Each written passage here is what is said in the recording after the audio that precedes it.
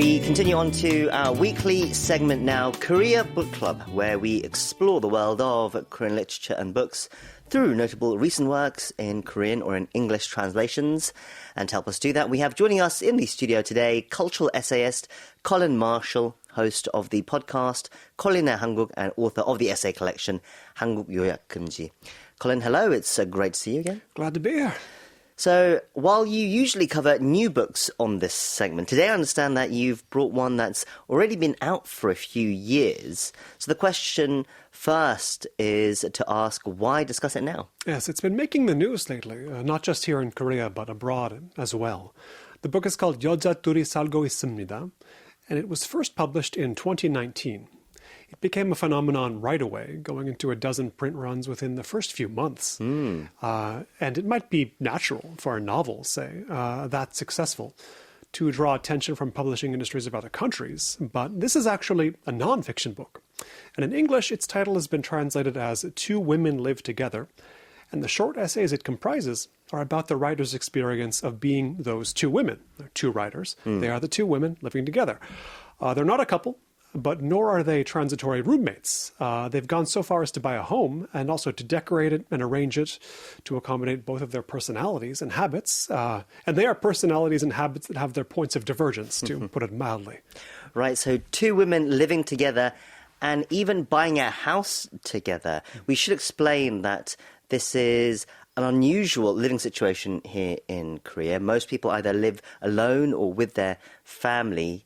I guess the sheer novelty of the author's way of life could explain some of the book's success here. But you mentioned that it's also been getting international attention. So has it received much coverage in the English-speaking world then? Well, just last summer, the book's authors Kim Hana and Hwang Sunwoo were featured in the New York Times in an article headlined, "As Many South Koreans Shun Marriage, Two Women Try to Redefine Family." And they are the two women, full of pictures of them and observations of their life. In a sense, that article was in keeping with a certain thread of Western coverage of Korea.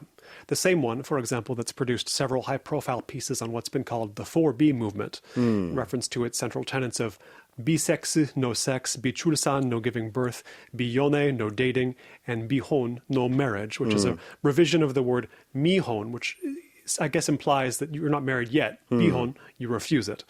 Anyway, last week I was talking to a couple of ladies here in Seoul, both journalists, who happened to mention they'd never once actually encountered a woman who identified as a member of the 4B movement, which aligns with my impression that the foreign interest in this phenomenon may be somewhat disproportionate to the phenomenon itself. By the same token, it's worth asking how many Koreans are actively shunning marriage, as the Times headline had it. But those journalists' impression, the ones I talked to, was that the women they meet would generally like to marry, but for one reason or another haven't been able to do so. Right, so while most women will not go as far as to actively reject relationship or marriage, but still they have not been able to, for one reason or another, as you said, to go ahead and do that. It's true, yeah, the cases all vary, but in the case of Kim Hana and Hwang Sunwoo, the authors of 여자, 둘이, 살고, 있습니다, they became fast friends, and not least thanks to their both being Busan natives in Seoul, who came up to Seoul for college.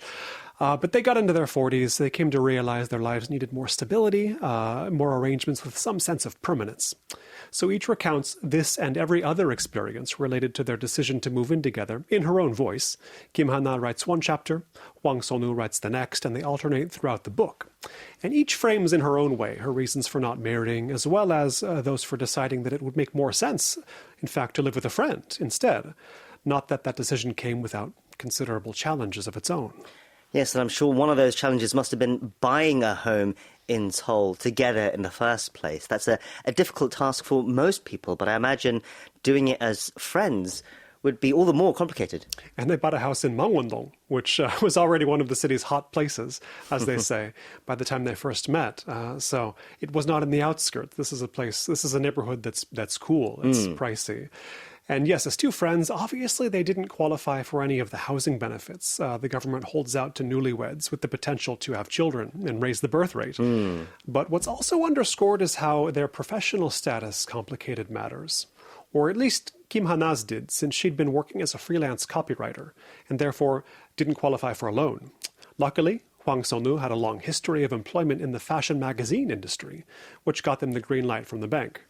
And that's just one of a host of situations recounted in the book that illustrate how something one woman brought to the table and that the other lacked oftentimes made possible a big improvement in their shared life.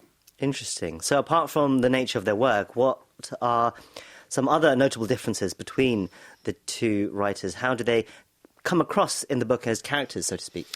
The first major signs that they don't have especially similar personalities are the individual homes they inhabited before or when they first met. Hwang Sunwoo describes Kim Hana's home as spare to the point of asceticism, while Kim Hana describes Hwang Sunwoo's home as more or less a disaster site resulting from years of hoarding.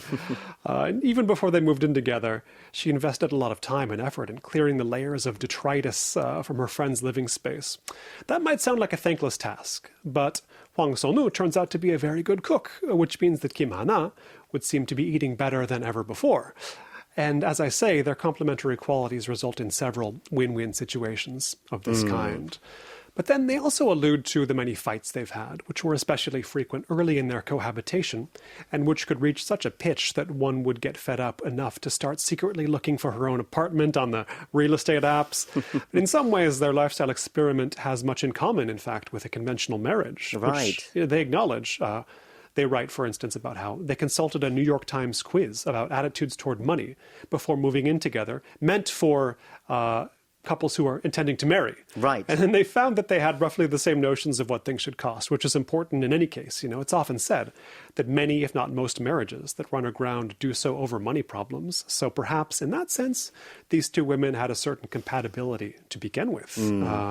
But whatever their specific reasons, today, about 9 years on now, since they first moved in together, Kim Hana and Hwang Sunwoo are still living together. And indeed, they are going strong, and many who have read 여자, 둘이, 살고, 있습니다 are aware of that because they also listen to the author's weekly podcast, 여자, 둘이, 톡하고 있습니다. Right. Well, two women talk together, known as 요둘톡 for short, of course.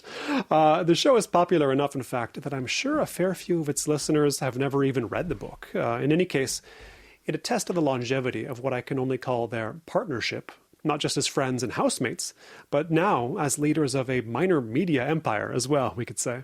Wow, okay. So could we also see them as leaders of a kind of a social movement, should we say? You could imagine that many of their fans look to them as aspirational figures, showing the possibilities of a way of life that few here could have even considered perhaps just a generation ago. Right, it must be the case. They must have fans like that. Although I do wonder whether Kim Hana and Hwang Sunwoo themselves see the seeds of a movement in their choice to live together. You know, what with the whole bundle of 4B notions, which I mentioned earlier, a reader picking up 여자, 둘이, 살고, 있습니다 might expect a kind of feminist tract, but that could hardly be further from the book's lighthearted tone, or from its content, which is practical rather than ideological. The questions these two come up against have less to do with demolishing the patriarchy or what have you, than figuring out what constitutes a good life, what one needs in order to be happy. You know, some of the very oldest philosophical inquiries, if you think about it. It's interesting. The kind of arrangement described in this book might not seem quite so novel for people in Western countries. But even so, as we said, it sparked enough of an interest for a New York Times article to be produced. Do you think this is a book that could get translated and have people interested internationally? In fact, that's the main reason we're talking about this book today. Last month, it was announced that Kim Hana and Hwang Sunwoo have signed contracts to publish 여자, 둘이, 살고, 있습니다 in both the United Kingdom and the United States, whose Vice President J.D. Vance, it'll be remembered, once disparagingly referred to his political opposition as, and I quote, a bunch of childless cat ladies. And Kim Hana and Hwang Sunwoo, I should note, each brought 2 cats of her own into their shared home. They've got 4 together. And they even devote a color photo section in the book to showing off those cats. Now, I would say anyone in search of a positive vision of childless cat ladyhood need look no further. Right. I guess an English translation then could be quite timely, it seems. Well, once again, the book is called 여자, 둘이, 살고, 있습니다 by Kim Hana and Hwang Sunwoo. And that was our pick for Korea Book Club this week. Colin, thank you for another fascinating review. Till next time, take care and bye for now. Thank you, Jang-ho. And that's where we wrap up our show for today. We'll be back same time tomorrow. So we hope you join us again then for more news, views and reviews from Korea. Till then, We hope you have a wonderful day. I've been your host, Won Jang-wo, and thank you as always for listening. Goodbye.